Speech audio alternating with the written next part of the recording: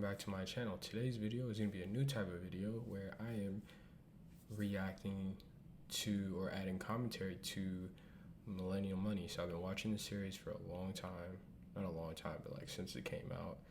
I really like it, and I've been wanting to do something like this, and like, you know, I know like Graham Stephan does something similar to this, but like not too many people do something like this. So I was like, let me just I hate these motorcycles. Yeah, let me do something like this. Let me just try it out. So I actually want to go out and fight these motorcycles every time they do this. But yeah, please subscribe, like, comment, drop any suggestions, any videos you want to see, turn on post notifications so you can be notified when I post a new video. All right, let's get started. Let's see. This is a new one that just dropped, so let's react to it. My goal in life is not to make a lot of money. Although I enjoy investing and I enjoy making money, what is most important is good friends, family, and experiences, and money is just a vehicle to enable me to do what I want in life. Okay, seems like a likable guy so far. I agree with that. You know, it's not the most important thing. Important, but not the most important thing. Seems like a nice guy. Let's turn the volume up a little bit.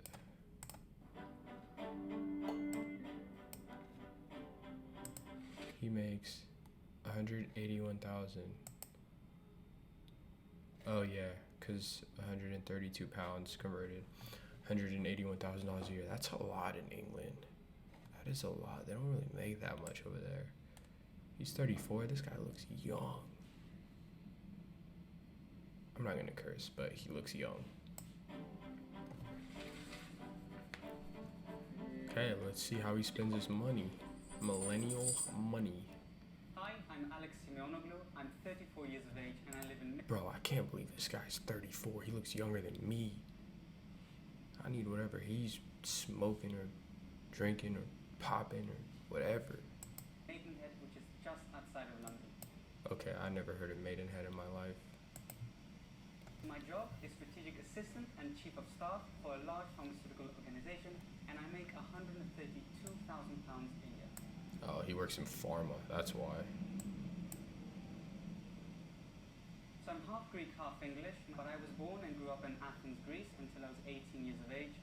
And since then I've traveled a little bit back and forth. So I did my bachelor's degree in the UK, then I went back to Greece to do my military service and I started my own business. And then I went to Paris to do my MBA, and now I've ended up in London. That's pretty sick. This guy seems like he's had a grand time, just bouncing around everywhere. I think that's a really good school too. HEC, or HEC School of Management, if I'm not mistaken, is a really good school. So yeah, clearly very successful. And then for the past 7 to 8 years.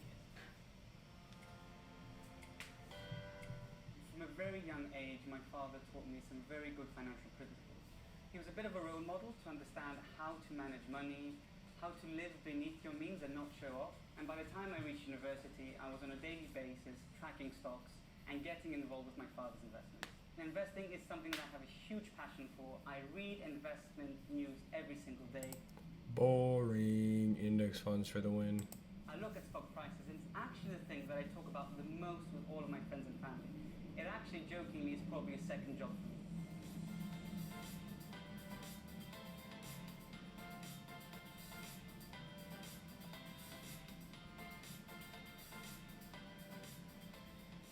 I currently own my own 2-bed, 2-bathroom flat in Maidenhead. I actually got a mortgage, a loan, for 13 years, but I plan to pay it off in 9. So I have another 4 years left. Whoa, that place looks nice. But it's in like, what is Maidenhead?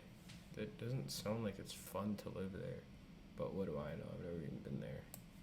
And if all goes well, then what I will do with it is I will rent it out in order to have some passive income while I transition to another flat or house, whether in the UK or abroad.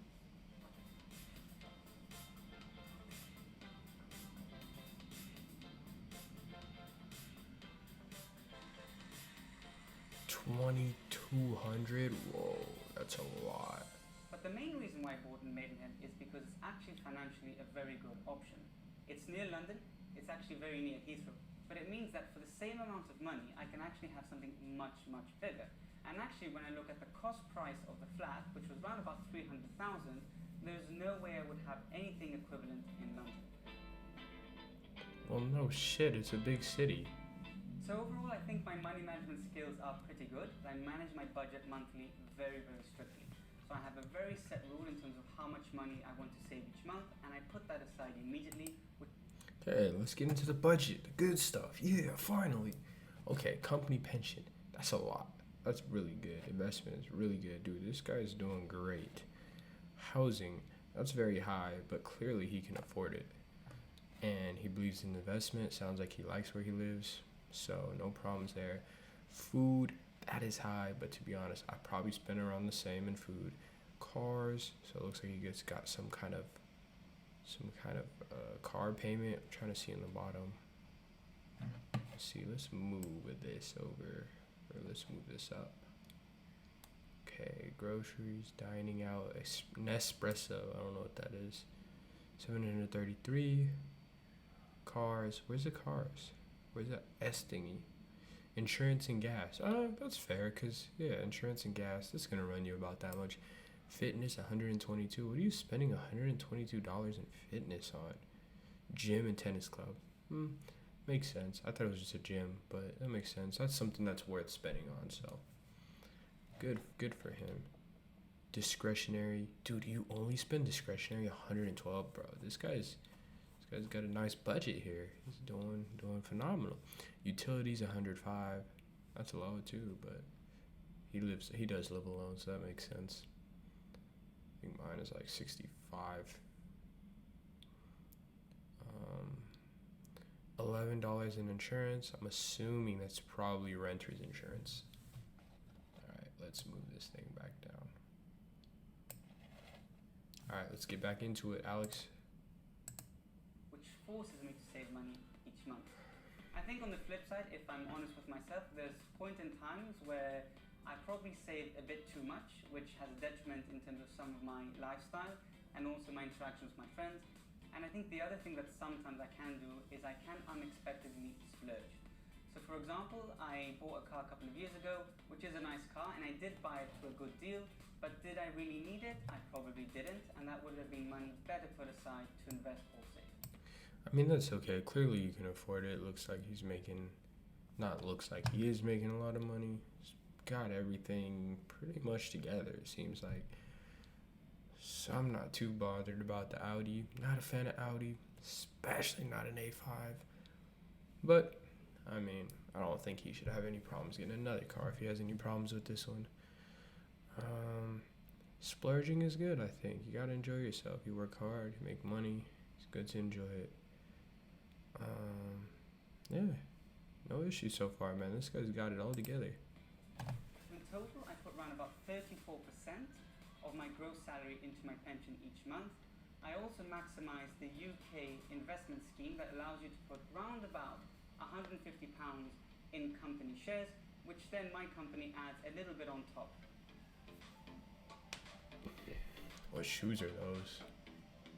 I actually take the full car allowance. As I own my own car, it means that I get £6,800 each year for car allowance, and that is good money that I put into savings.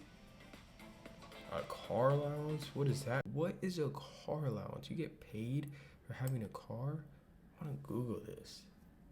Let's find out. I'm going to Google this. Is a car allowance in a salary pay? Oh. A company car allowance, one-time cash sum added to employees' annual salary. Bro, what? I mean, I need to move to the UK. I've never heard of that over here. So one of the great things about being in the UK is the National Health Service, the NHS. Actually, what that means is that healthcare is free at the point of entry. That's true, because that's such a big cost for us here.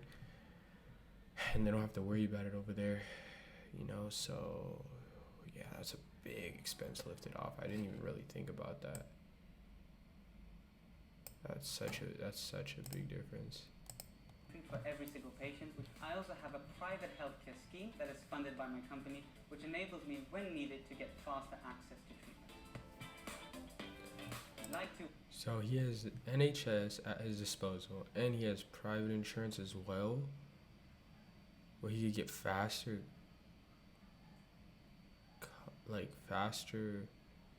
care. I never even heard of that, bro. This guy must be like some secret billionaire, bro. Work out a lot, so I go to the gym. I've been Dude, maybe he's Batman. Bruce Wayne. He's not slick. lifting weights for many years. I remember when I was young, I always loved watching Arnold Schwarzenegger or Sylvester Stallone.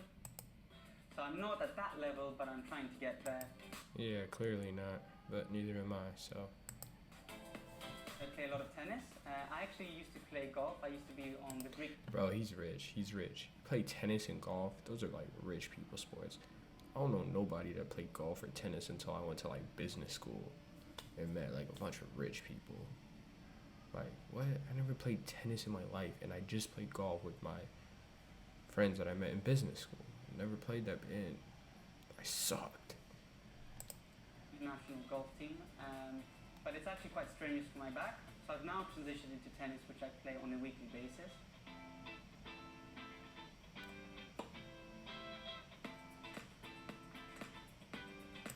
$67 a month for your gym? What type of gym are you going to? And $55 a month for a tennis subscription. I don't even know what a tennis subscription is or what that costs, so I can't really comment on that. I didn't even know they had tennis subscriptions. Now, mixology is probably my most expensive hobby, in which I host cocktail parties quite often. Ooh. This guy seems like he's a fun guy to be around. He likes to host cocktail parties. Hey, I like to attend cocktail parties. So I probably Hey, if I ever go to England, I'm gonna hit this dude up. spend between 50 to 200 pounds a month on bottles. But I don't drink 200 pounds worth of 50 to 200? Dude, that's nothing. I thought he was about to say like 2,000. 200? That's not that much on alcohol. alcohol each month. That's only for my guests. So the way I do it is probably once a month I'll have a cocktail party in which I want to try new recipes. And what I do is there's always a theme and I have a menu. Ooh, let's get into it. The investments. Let's hear it. The way that I invest in the UK is through a stocks and shares ISA. To make things very simple, this is very similar to the US Roth IRA. Big fan of Roth IRAs here. Personally have one. Everybody should have one. They're great. By maximizing his contributions, Alex now has over $400,000 in his investments. That's a lot of money. That's very good for 34 years old. That's very impressive.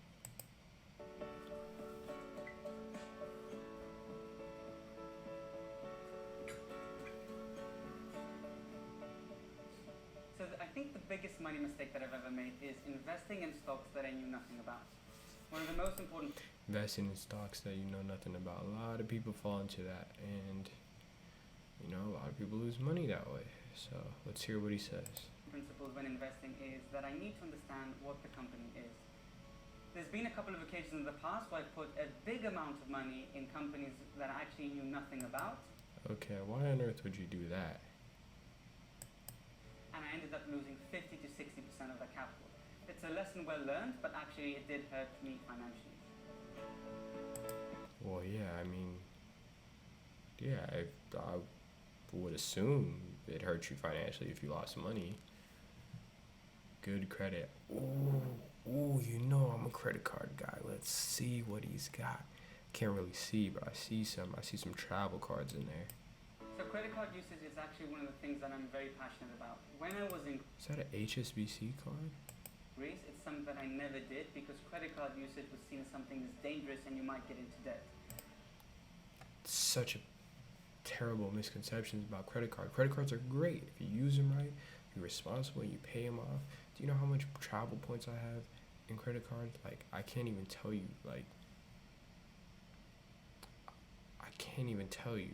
but it's a lot. Thousands. just from spending everyday stuff on my credit card. It's racking up. I actually use my credit card just as I would use a debit card. I personally use my credit card for every single purchase. So that's a very good tip. If you're watching this and you don't do this or whatever, use your credit card like your debit card. I tell everybody, use your credit card as an extension of your debit card. Treat it like your debit card. If you don't have the money in your debit card, don't buy it on your credit card. The first thing is I get points, and I love points. It enables me to buy miles, whether it's to travel, to see friends and family, or even to purchase things. And I'm very pleased to say that I have a 999 Experian credit rating in the UK, which is the highest possible. 999. It's probably like an 800 here. But it also gives you a lot of protection. So whether you travel using your credit card, it means you have travel or medical insurance. And when you purchase items, even a car, it means that it gives you some sort of protection. I'm not gonna lie, this guy's kind of boring to critique because he's doing so good at everything. There's nothing to criticize or critique. I mean, dude is killing it. In terms of things that I splurge on, shoes is one of the things that I have a pack. Bro, you ain't even got no fly shoes in here. What you talking about? I don't see no Jordans, I don't see no Forces, I don't see no Dunks. Man, just dress shoes. So I'm very peculiar. I like my shoes to be a specific type of smelling leather and look a certain way. So I have a fairly big collection of... Bro, rich people have like the weirdest stuff. Like what is this? This looks like something you put in your hair. This looks like hair gel and you're putting this on your shoes? Bro, what? Leather shoes that are fairly expensive. So I polish them on a monthly basis. I also moisturize them, so they will go a long way. But it's actually quite a big splurge because the minimum I spend on a good pair of leather shoes will be £600 to £700. Bro, what? He just said the minimum that he spends on a pair of shoes is £600 to £700. Oh my god. You could have got a pair of breads. You could have got a pair of like Royal Ones. You could have got a pair of Chicago's. Like, okay, let's see actually if you could have. How much are breads going for right now?